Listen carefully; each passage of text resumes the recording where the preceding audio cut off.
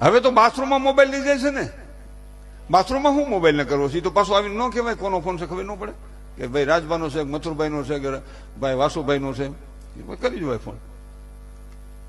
અને હવે તો ત્યાં પેલું બેહવાનું ખુરશી જેવું થઈ ગયું છે, અને પાછું એમાંય પંખો એટલે મસર બસરી ન આવે.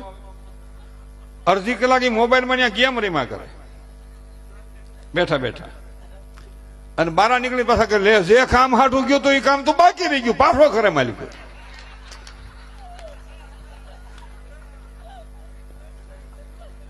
એમાં મારો હાસ્યની પાછળ ગંભીર વાત છે, એક વ્યર્થ સમય જાય છે. સાધુ સંતો પાસે બેહો, મા બાપ પાસે બેહો, કથામાં બેહો, ધર્મમાં બેહો, રાષ્ટ્ર માટે કોઈ કાર્યમાં બેહો, અને ધંધે બેહો. જ્યાં બેહવાનું છે ન્યા જાજી વાર બેહો ભાઈ, નથી બેહવાનું ન્યા હું કામ સમય કાઢું. ન્યા સાપો વાંચતા હોય, એક એક લીટી વાંચી નાખે. બાર વસાય નહીં, બાય તરત જ કે કઈ કામે જવું, એટલે એમ થાય કઈ કામે જવું એટલે ન્યા ઈ વાંધો પડે.